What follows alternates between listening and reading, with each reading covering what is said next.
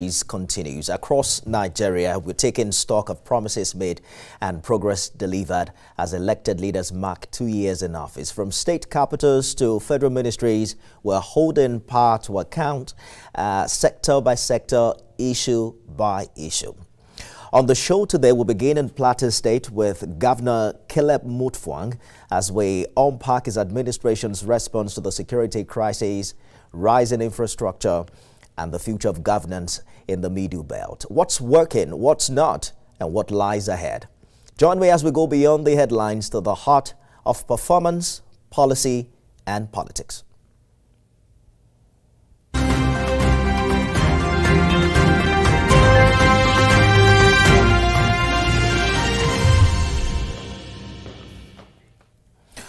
On the show today, we journey to the heart of Nigeria's Middle Belt, where the winds of change have met the storm of crisis. It's been nearly 2 years since Governor Caleb Mutfwang took office, inheriting not just a mandate, but a mountain of long-standing security threats, economic concerns, and a deeply divided polity. Yet in the midst of grief and uncertainty, his administration has rolled out ambitious reforms, from revitalizing transportation and civil service systems to breathing new life into Plateau's economy. But beneath the commendations are still urgent questions about safety, about political loyalty, about governance, and about what the future holds for a state that remains in many ways a mirror of Nigeria's greatest tests. So tonight, we ask the hard questions. What has worked? What hasn't? Who is really behind the bloodshed that refuses to cease? And with speculation swirling, is the governor preparing to jump political ships ahead of 2027? Joining me now is the Executive Governor of Plateau State, His Excellency Caleb Mutfwang. Thank you for joining us on Beyond the Headlines. Thank you, Difemi. Good evening, viewers. Glad to have you join us again. In just a few days, you'll mark your second year in office. How time flies. I still remember our very first conversation right here on this show after your victory in 2023. Let me start by thanking you for keeping your words, because you mentioned that we could call you at any time. We've had a couple of conversations since then. Thank you, Mr. Governor. Thank you, Difemi. All right. It's been an interesting journey. It's been a journey full of mixed feelings. It's been a journey of successes and setbacks. But through it all, we give God the glory. I think what we have done, one of the successes we have recorded in the last 2 years, which may appear intangible, but it's a great success, is that we have restored the hopes of people in governance, in government, and people now know that government is there for them. It's their government, and they expect that when we promise, we deliver. And what we've tried to do in the last 2 years is to walk the talk. Yes, we are not where we wanted to be, but certainly the journey has started. It's been anything but a smooth ride. Plateau State has faced some of its darkest security challenges in the past few years. Looking back now, were you fully prepared for the scale of what you met? And how have these realities, in a way, reshaped your priorities and your leadership approach? Yeah, well, was I prepared for what I met? I think I leave that question for posterity to judge. But certainly there is no way you could have known everything that you would confront in your journey in governance. There are things, it is only when you sit on the seat I'm sitting on that they open up to you. But I think my life preparation has actually prepared me to be able to confront the situations that I've met, to take tough decisions, to be able to accommodate people, to be able to lift up people out of their troubles, and so on and so forth. I wouldn't say I've been perfect, but I thank God that at least we have not crashed under the weight of expectations. We wish we could have done more, but certainly what, like I said earlier, we have given people a new lease of life, and they know that when we talk, we walk the talk. Let us begin with the issue of insecurity. We've seen some proactive steps by your government, like the ban on night grazing, restrictions on cattle movement, suspension of mining, reactivation of... Sorry, Difemi, the volume is diminishing at your end. Oh, can you hear me now, Mr. Governor? Yes. Can you, okay, I was saying that I wanted us to begin with the issue of insecurity, because we've seen your government take certain steps, you know, banning night grazing, coming up with a lot of unique ideas to fight the insurgency. But it seems that we are seeing some form of contradiction, irrespective of all of the effort you have made. How is your government adjusting to strategy in real time? Specifically, what have you identified to be the challenge? Because you have mentioned that you were ready to name some of the people, you know, behind this challenge. What is really going on when it comes to insecurity in Plateau State? Thank you, Difemi. I think the challenge of insecurity on the plateau, like you know, is not something that just began yesterday. It is something that we've had to deal with over the last close to 30 years or thereabout. Again, I would say the main problem with this challenge on the plateau is the mischaracterization of the nature of the conflict. For too long a time, we had played political correctness with living in denial that these things had a connotation of genocide, a connotation of terrorism, and so on and so forth. What we have decided to do is to call a spade a spade. I keep challenging those who parade the narrative of farmers' herders clash, that you don't have a clash where there are two contending parties are not equal. One is more armed than the other. And in several cases, one is armed, the other is not armed at all. You don't call that a clash. Now, there has been a lot of dynamism in the factors behind the insecurity. A lot of issues have come in. Now, even though I would have gladly tried to play down on the issues of religion and ethnicity, sometimes these things get thrown to the forefront, because if the attackers are from one religion, the victims are from another religion, you can't persuade the victim otherwise that this had a religious connotation. But having said that, we've been trying to deal this hydra-headed situation as much as we can. And basically, as you know, you are breaking into two compartments, kinetic and non-kinetic. For the kinetic, we have to rely on the federal security agencies. And sometimes they are not at their best. Sometimes they are demotivated. Sometimes they are handicapped. To be honest with you, I think by and large, the Nigerian security forces are doing a lot, you know, with little. And sometimes we can't blame them because of structural handicaps that they confront. But beyond that, we have engaged in a lot of dialogue, intra and inter-community dialogue, to see how we deal with the non-kinetic dimension, to deal with those tendencies towards religion and ethnicity, like I mentioned earlier. And I think so far, we've been able to avert a lot of killings. While the killings are painful, regrettable, I want you to know that if we had not done what we have done over the last 2 years, the situation would have been much worse. And what we would have been dealing with, perhaps, is a situation of the conflict in the Middle East, which we pray that, God forbid, it will not happen. But by and large, I would think that we're returning to stability. Yes, there are skirmishes here and there. There are sporadic killings here and there.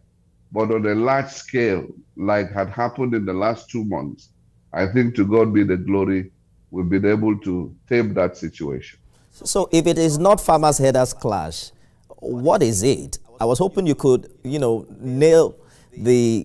the nail on the head. I recall having the Benue State governor here a few weeks ago who mentioned that this wasn't a Fulani herdsman issue, that it was some foreign herders who are taking advantage of our porous borders, and it was heavily criticized for that. Who are the people attacking your people? Have you been able to identify them? Thank you, Nifemi. You know, as a governor sitting on this seat, a lot of the times you don't want to jeopardize some of the efforts that are ongoing. But I've said this clearly, that what the pattern we have seen in the last couple of years is suggestive of genocide, is suggestive of terrorism, and what we have kept doing is to turn over the information to the security agencies, the Directorate of State Services, the police, the civil defense, the Defense Intelligence Agency. I believe they are better suited to answer this question as to who are the killers. But more importantly, Nifemi, we must go beyond who are the killers to also identify who are the sponsors of these killers. The amount of arms in the hands of people now is quite alarming. And I do not think that the security agencies are unaware. During the Buhari regime, we heard that some people with Bureau de Change were suspected to be channeling funds to these terrorists. But up till now, we've not heard anything about it. Now, so part of the reason why this situation has remained as tenuous as it is and continue to escalate in certain places is because we've not been able to bring people to book. Unfortunately for me as a governor, it is not within my domain, my jurisdiction to be able to handle some of these issues. It is rather the responsibility of the federal security agencies to deal with these issues. And I would rather remain within the sphere of my responsibility to be able to facilitate their work and make sure they do their best according to the best of their ability. We're going to talk about how much help you think you're getting from the federal government. But you know, for many residents in Plateau, you are the chief security officer, and they look to you for help when crises like this happen. Recently, you called for community self-defense. There are those who fear this could open the door to vigilantism. I'm wondering how you draw the line between protecting lives and preserving lawful order as a strategy to resolve this matter. Yeah, as you know, Nifemi, I've been an unapologetic supporter of state police. I believe in Nigeria we already have state police. The Amotekun in the southwest is an example. We have the Operation Rainbow here. Now, it is better for us as a country to make these things lawful, legitimate, so that we can be able to control, to manage, to regulate, rather than allow non-state actors to take the stage, and they are doing things we do not understand. But having said that, yes, there are fears that have been expressed in various quarters as to the unregulated raid of vigilante groups. But you cannot tell any man to protect his household. It's a given.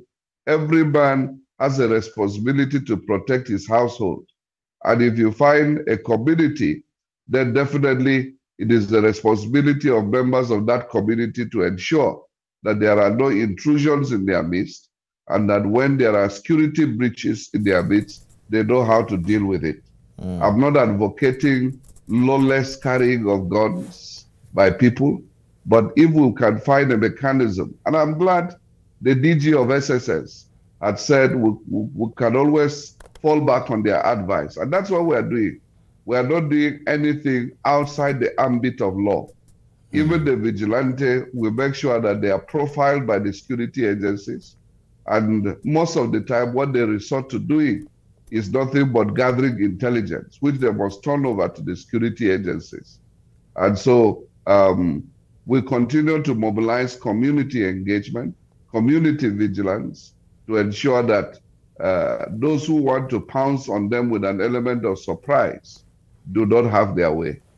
So yes, community policing is an absolute necessity and is a right that you cannot deny anybody that he can be able to defend his household.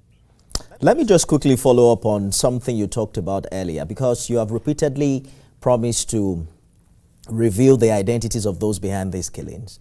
And when you spoke earlier, you talked about that now being the responsibility of federal security agencies.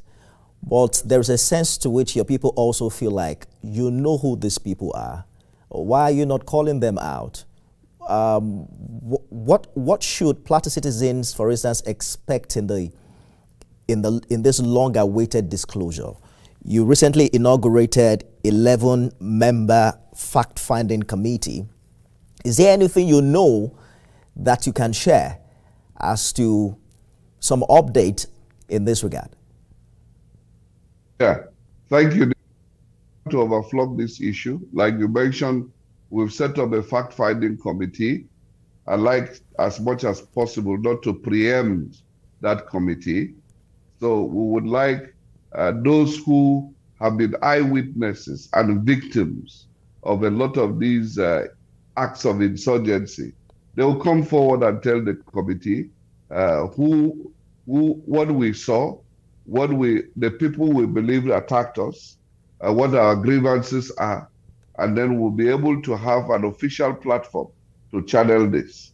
You know, if I say anything now, is my word against theirs, which is not beneficial.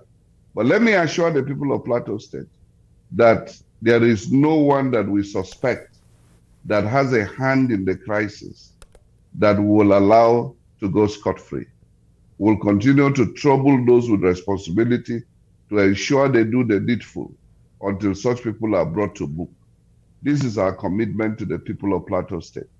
So it's not just about coming on TV and making allegations. You know, sometimes we even jeopardize the investigation. So I would rather keep it at this level, but let the people be assured that we have their back, that we will go to every length to ensure that justice is meted out to the victims of these madness that we have witnessed over this couple of years. You have acknowledged in the past that you've acknowledged President Tinubu's support in addressing the security challenge. How would you assess the federal government's overall response to what the state needs right now? Yeah, well, I'm not privy to what is happening in every state of the Federation, but I want to confirm and to put on record that each time there has been any breach of security on the plateau, Mr. President has shown concern, and I want to thank him most immensely. Not only has he shown concern, but he puts the heads of security agencies on their toes, and then they rise to the occasion. A lot of the times, I would not be able to create that momentum without the support of the president. And I want to place on record that he's been very gracious in that regard. Of course, we are also working at seeing how we can get assistance of every kind, pecuniary and otherwise, to be able to address the situations we confront in terms of access to those communities, in terms of communication, because many of these are rural communities that come under attack, rural border communities that are quite vulnerable. But I can assure you that without the support of Mr. President, we would not have been able to gain such traction, and we remain immensely grateful. You have also linked insecurity to drug abuse and internal sabotage within security agencies. Are you getting as much support with federal agencies to root out this fifth columnist? Would you say that trust is being built amongst law enforcement agencies you have to work with on the plateau? Yeah, thank you. The security agencies are not angels. They are human beings like us. And so you're going to find that they too are facing challenges that every human being faces. Sometimes I truly pity them because they've stayed on the battlefront for too long. And so many of them, you find that they are also getting exasperated. And sometimes when they cannot manage those situations, they transfer the aggression to the communities around. But such elements, we try to fish them out and to let their commanders know that this is a challenge we are facing with one of your men. So, but on the whole, we must thank the security agencies for putting their lives at our disposal. You know, it is true that, yes, they are being paid, but I don't think what they are doing is commensurate with the pay they are getting. And so we must remain grateful to them. We are doing our own little, we have our own little challenges, but we are also continuously and constantly looking for ways and means to motivate those men in the security agencies so that they can give out their best. So for now, all I can say is that, yes, we have had and enjoyed the support of Mr. President, but more importantly, I can tell you that he has given clear directives to the heads of security agencies to work with us. That's why we have been privileged to have extra deployments, for example. We have more boots on ground. We have more equipment to deal with the insurgency. What we are hoping will build up more in the couple of days to come is our intelligence gathering mechanism that helps us to nip issues in the bud before they escalate. So we're getting a lot of reaction online as this conversation is going on. Residents in Plateau are asking quite a number of questions. If you don't mind, we'd like to keep you a little longer because I understand that despite the security crisis, you have also been credited with some significant infrastructure and social sector reform. If you don't mind, we'll go on a short break and we'll be right back to talk more. Stay with us, everyone.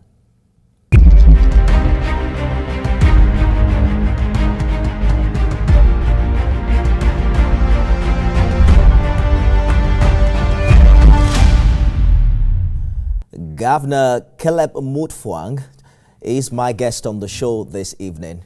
He joins us live from Plateau. Thank you so much for staying the course on the program, Your Excellency. We're looking at road networks across 17 local government areas, improvements in health, education, and agriculture. Civil service reform is highly being reported as an highlight of your administration, and paying decades-old pensions to reducing the state's debt from about 400 billion to 94 billion. But just how sustainable are these reforms? You know, we just moved on from the issue of insecurity, and what mechanisms ensure that they are not reversed either by future governments or by the challenges that you have to face with on a daily basis? Yes, thank you, Nifemi. You know, we came in on the backdrop of disappointment by the people towards government, where they felt government was not living up to expectation. And like I told you earlier on, what we have succeeded in doing is to rebuild trust, to rebuild hope. And that's why we've done that very carefully by managing resources as prudently as possible. Yes, in terms of volume of money that has come in from the Federation account, it has increased in terms of quantity. But let me make this very clear, that when we checked what we have received in the last 2 years against the backdrop of what the previous administration had received vis-a-vis the exchange rate, we have actually received less. But what we have done differently is that we've tried to manage as prudently as possible the resources at our disposal. And so we've invested in healthcare, both from the primary healthcare level to the tertiary level. We've invested in education. We've stabilized the educational system. When we came in, it was a system nearing collapse, where even accreditations were about to be withdrawn in our tertiary institutions. So we had to quickly make investments to stabilize them. As I'm talking to you, there's a lot of improvement and expansion in our tertiary institutions of learning. We have also been able to invest in the transport sector. It's one of our most visible investments, where we introduced the metro buses. Now, the interesting thing about the metro buses, that it is a very innovative way of cash transfer to our citizens. Instead of giving them raw cash, they get it through these transport subsidies. And we've been able to use that through the metro buses. We are the only state in Nigeria, I believe, that has collaborated with the Nigerian Railway Corporation to revive the railway services within the city, which we are also doing at a huge cost to government to move people and goods. I'm told that our metro buses have been moving at least 9,000 people each day, which is quite significant. And to God be the glory, we just added to the fleet with another 15 buses. And I want to let Nigerians know, and I'd like you to prove me wrong, that these buses are brand new, they are not refurbished, and we've been able to deploy resources in that regard. We are looking at how to improve youth empowerment, how to create jobs. We are looking at, but the thing is that these things don't happen overnight. One of our also great areas of impact is the road infrastructure, both within the city, and then we are beginning to go to the local government areas to revive abandoned road projects. Road projects that began probably 10, 12 years ago were abandoned by the last administration. And we thought that since these roads were well thought through, that we should go back to them and see to their effective completion. That's what we are doing so far, in a nutshell. I can't touch every sector within the span of this discourse, but I can assure you that to God be the glory. We are doing the much we can. Recently directed all the commissioners in your cabinet to present their scorecards publicly. Are you planning a cabinet reshuffle? Should Plateau residents expect to see some new faces? Oh, we just had a cabinet reshuffle in February. Maybe you are planning another one. Has not formally informed you. We had a cabinet reshuffle. We rejigged the cabinet, and we are satisfied with the people we have on board thus far. So what's the essence of this scorecard if it is not to check whether they are performing or not? Well, the essence of the scorecard is to give the citizens an opportunity to hold the officials of government responsible, to let them know what we have done and what we are doing, where we are going. It's about citizen engagement. We see ourselves as servants of the people, and therefore we must render account. And so the essence of this briefing is to let the people know how we are utilizing their funds, and so that if they have issues that we need to listen to, we can listen to them. And I'm sure that thus far, that has been the objective we've been pursuing. You just gave us a long list of what you consider achievements and what you've been able to do.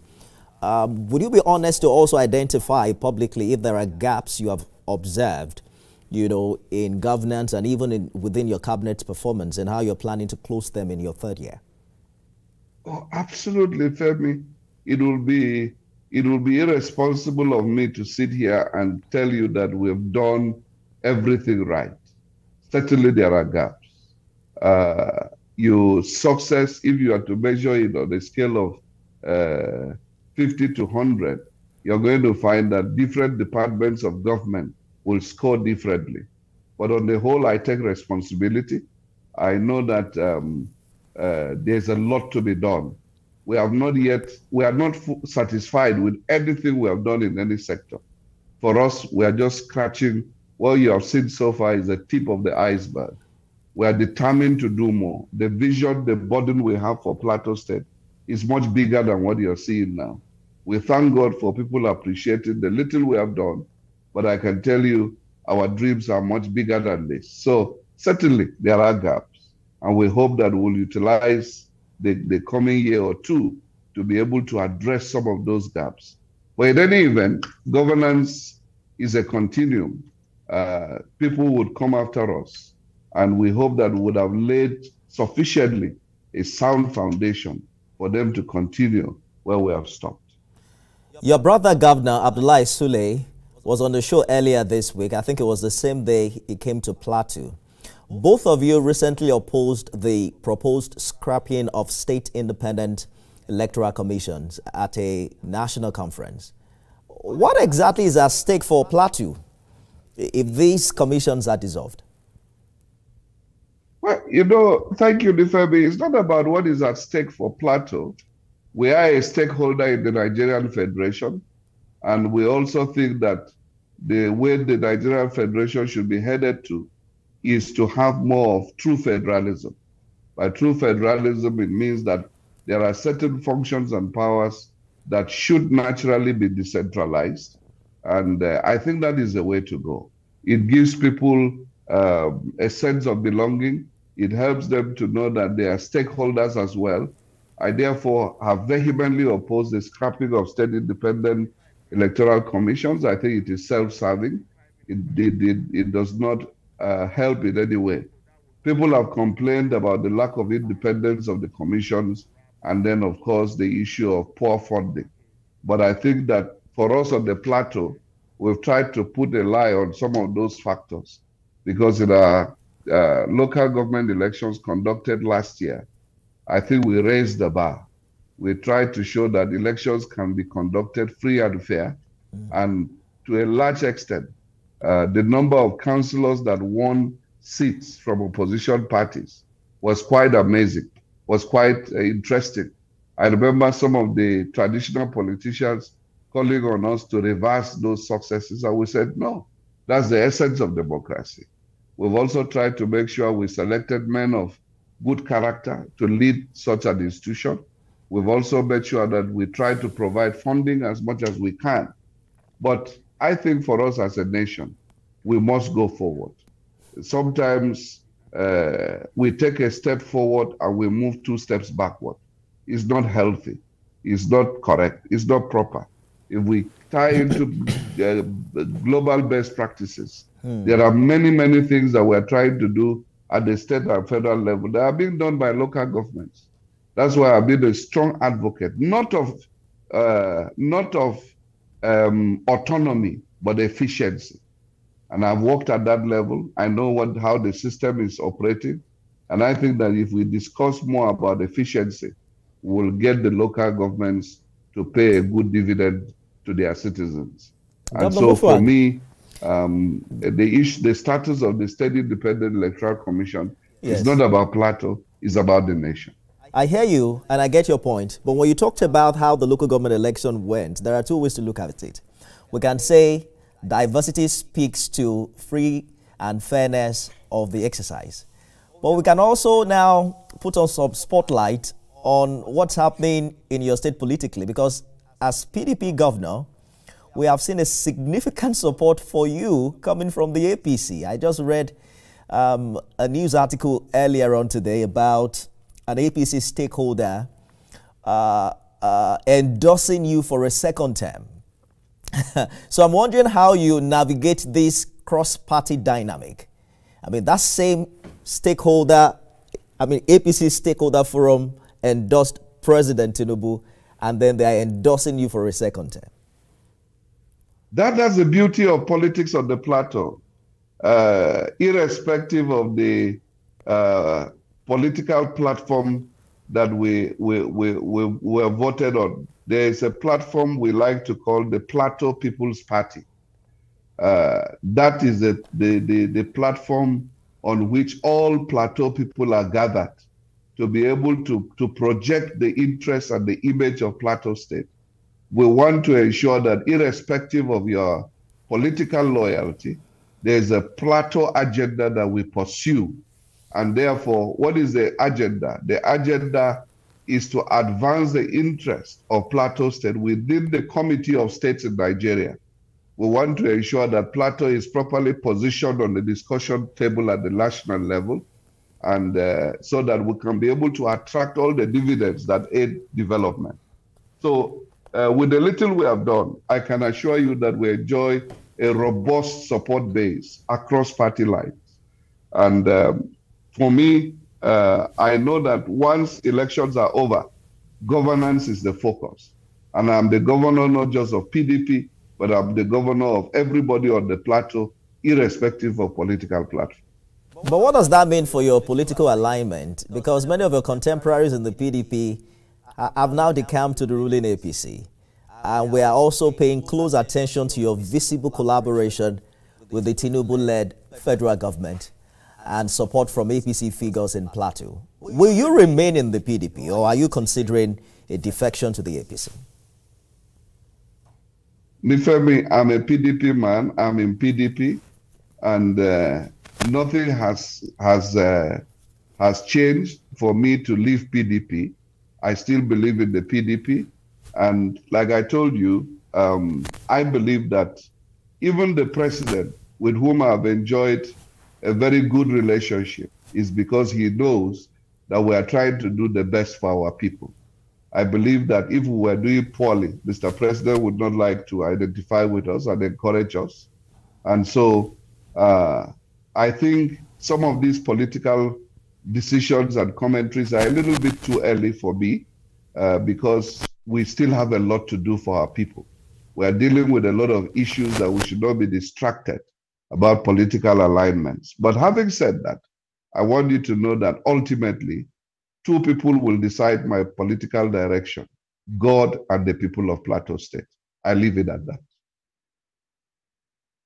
Today, you are going to follow their lead as long as you have the backing of God. But let us talk about the interesting development within your party. You are focusing on governance, no doubt, but I'm sure you are aware that it is, politics forms the base for which you govern. Are you not bothered about the developments within the PDP? I mean, the entire PDP structure in Delta State recently just moved to the APC. We hear that some 5 governors are also moving to join them. We don't know whether you are one of them.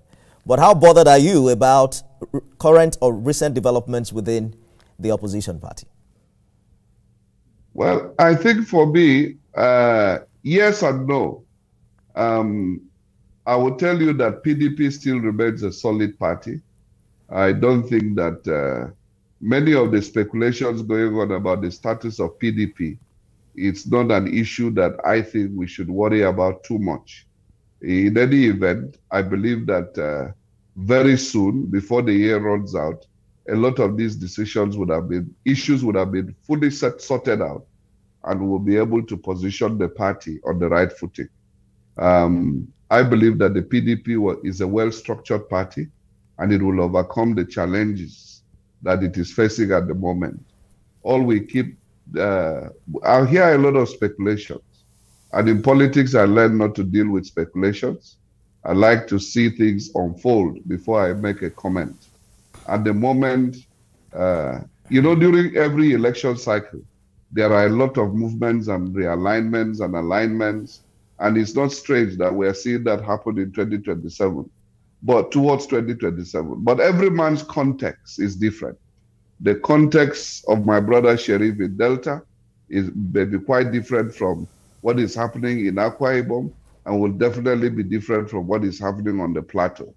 And so every man will carry his cross. Every man will decide how to deal with his own context at the right time. For me, I try to remain focused. Sufficient unto the day is the evil thereof. Tomorrow will take care of itself. So I'm more bothered about what is happening now for my people. I don't know if it was an accident that you mentioned Delta, Akwa Ibom, and Plateau in the same breath, because I'm sure you're aware, we're not dwelling on speculations yet, that the Akwa Ibom state governor just told his commissioners that if he moves to APC tomorrow, they all must follow him if they are going to retain their seat. And just yesterday, 22 APC governors endorsed President Tinubu for a second term. What do you see happen in the next 2 years with all of this support coming for the president? Do you think your party has a chance, to make a statement in the presidential election of 2027? That's why I said, Femi, Some of these conversations, you don't try to squeeze a boil before it matures. Let's leave things; they will take care of themselves. I mentioned Delta and Akwa Ibom because, like you rightly pointed out, they are in the news. I've not had the privilege of discussing with them to know why they did what they did, but I'm sure they have their reasons. And if it is okay with them, it is okay with their people, so be it. But I want to assure you that the PDP is not dead yet. I want you to know that 2027 is in the hands of God. And I know that God will direct her right and cause his will to be done. We have to go now quickly. What should Plateau residents expect in the second half of your administration?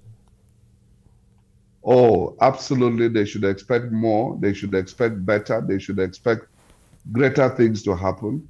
We are more focused than ever. We are more determined than ever. It is now we are beginning to get our acts right.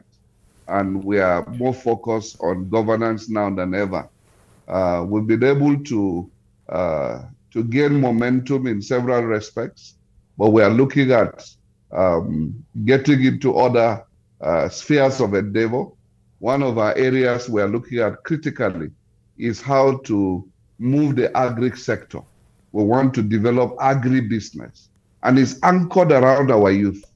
Just this afternoon, my state government signed an MOU with the International Institute of Tropical Agriculture to provide us with advisory services in terms of agribusiness. And we're engaging a lot of developmental partners. As you know, we're one of the states that have pursued vigorously the onboarding of the Special Agro-Processing Zone being financed by the African Development Bank. And therefore, we're looking at how to boost agricultural production and make sure that we cover the two seasons, both dry season and wet season. Dry season, of course, with irrigation. We're looking at how to be able to unlock the mining sector so that we can be able to gain more dividends from these natural resources. And I can tell you that another area that Nigeria will look out for us very soon is in the area of tourism. Already, I want to inform you that Jos hotels have one of the highest room occupation rates in the country. If you come into Jos anyhow, you may not find an hotel to sleep because they are fully booked. And so we are on the right course. These are our economic drivers, and we are pursuing them with all vigor. So I want to assure the people of Plateau State that there is more to come. There is better to come. There is greater to come by the grace of God. We wish you the very best, Governor Caleb Mutfwang. Thank you so much for talking to us. Thank you, Nifemi, for this opportunity. And I wish you guys all the best. Thank you. Glad to have you, Mr. Governor. Well, since President Bola Tinubu assumed office in May 2023, food prices have been a major concern for many Nigerians. While the early months saw steep hikes, recent government interventions are showing signs of easing the